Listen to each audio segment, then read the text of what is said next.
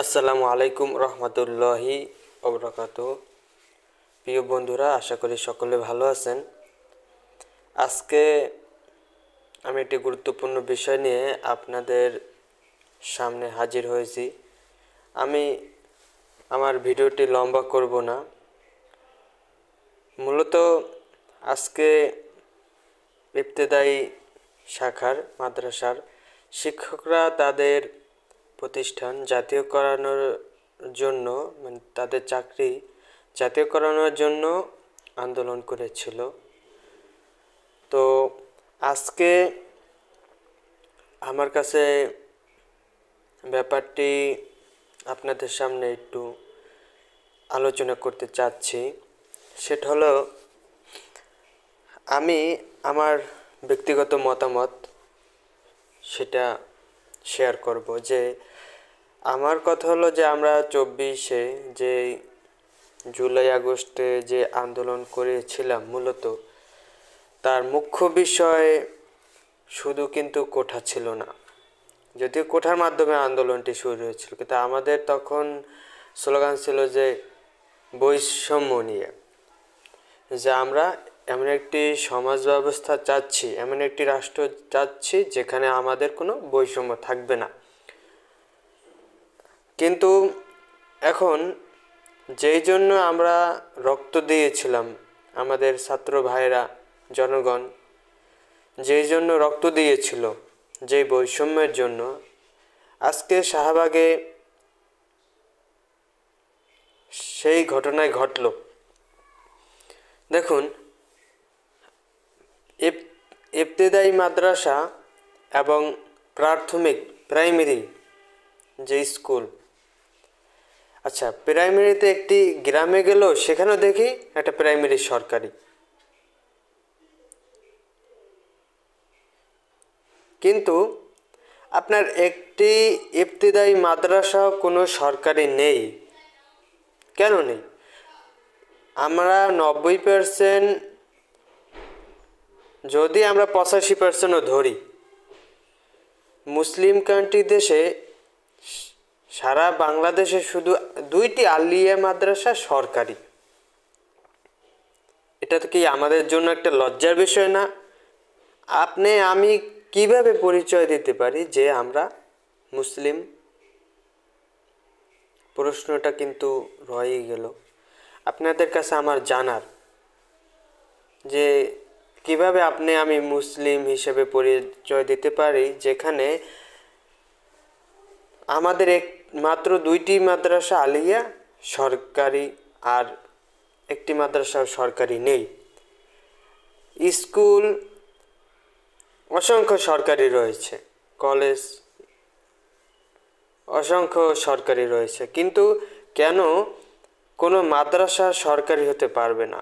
সমান সমান সরকারি। আমি এই জন্য যে স্কুল এবং প্রাইমারির বিপক্ষে কথাটা বলছি এরকমের না, আমি এখানে সমতা আনার কথা বলছি। যে আমাদের ইবতেদায়ী, প্রাইমারি, প্রাথমিক দুটোই সমানে সরকারি করতে হবে। সরকারের কাছে আমার এটি দাবি। এবং পাশাপাশি দাখিল এবং আলিম, এদেরও সরকারি করতে হবে ধাপে ধাপে। কারণ যদি বৈষম্য বাংলাদেশ থেকে দূর করতে হয়, তাহলে সকল ক্ষেত্রেই বৈষম্য দূর করতে হবে। এজন্য একটি দেশের রাষ্ট্রে অবশ্যই উদ্যোগ নিতে হবে, জনগণকে বোঝাতে হবে। দেখেন, আমাদের জনগণ অসংখ্য এখনো আছে যারা অবুঝ, আর সেকুলার তো আছি, যারা ইসলামে বিশ্বাসী না, এবং কেউ আছে ইসলামে বিশ্বাসী। এখন আমি ইসলাম এবং ইসলামী বিশ্বাসী না, এই সমস্ত বিষয় নিয়ে কথা বলতে চাচ্ছি না। আমি চাচ্ছি এখানে একটা বৈষম্য দূর করার জন্য।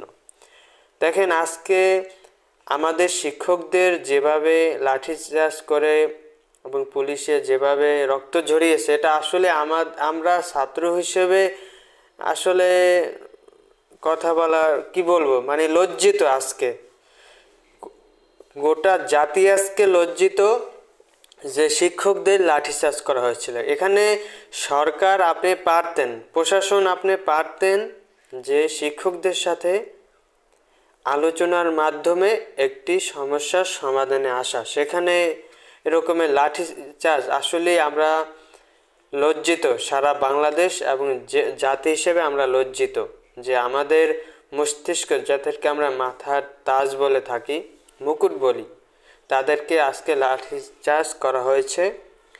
এর দ্রুত বিচার চাচ্ছি এবং স্থায়ী সমাধান চাচ্ছি যে দ্বিতীয়বার যেন আমাদের শিক্ষকদের যেন বিনা কারণে এবং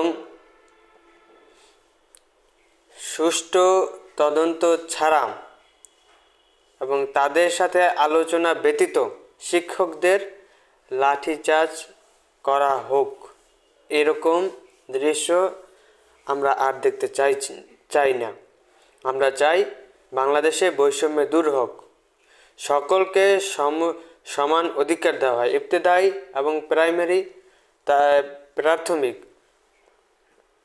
সবাইকে সমান অধিকার দেওয়া হোক। শিক্ষকদেরও, তাদের অনেক মাদ্রাসা রয়েছে। দেখেন, আরও একটি পাশাপাশি আমি একটি বিষয় তুলে ধরছি যে দেখেন, আপনার একজন মাদ্রাসার যে আপনার আরবি পড়ায়, যেমন কোরআন শরীফ পড়ায়, মনে করবেন একটা ঘরে একটা ছেলে, ঠিক আছে, তাকে এক হুজুরের কাছে পড়তে দিয়েছে সেফারা শিখাইতে, ঠিক আছে, সেফারা পড়বে, কোরআন শরীফ পড়বে, আরেকজন টিচার রাখছে।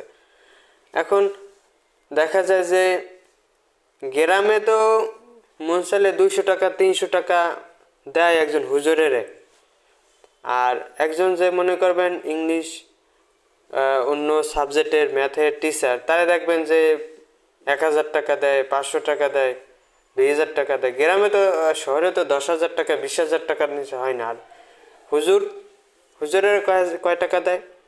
সেক্ষেত্রে আপনার মাদ্রাসায়, গ্রামের মাদ্রাসাগুলো তো অবহেলিত বলতে গেলেই চলে, কারণ তাদের সরকার থেকে তো একটা টাকাও আসে না গ্রামগুলোতে। অনেকগুলোতেই, অনেক জায়গায় যদিও যায় কি যায় না এটা আমার বিস্তারিত জানা নেই। তো ওইখান থেকে আমি বলতে চাচ্ছি যে বাংলাদেশের বৈষম্য দূর করা হোক, টিচারদের সঠিক মর্যাদা দেওয়া হোক, সম্মান করা হোক। শিক্ষা ব্যবস্থা যে আমাদের গত 17 বছরে ধ্বংস হয়েছিল, তা আবার ফিরে, শিক্ষা ব্যবস্থা আবার ফিরে আসুক, ছাত্ররা আবার পড়াশোনা করুক, জ্ঞানী হোক, মেধাবী হোক। বাংলাদেশের মেধাবী ছাত্রদের তৈরি করা হোক, যেন মেধা চর্চা করা হোক। তো আমি আমার কথা বাড়াতে চাচ্ছি না। সরকারের প্রতি আমার যে দাবিটা, ইনশাল্লাহ সকলেও এরকমের প্রতিবাদ জানাবেন, সরকারের কাছে আবেদন করবেন, ইনশাল্লাহ এর স্থায়ী সমাধান হবে। সবাই ভালো থাকবেন। আসসালামু আলাইকুম।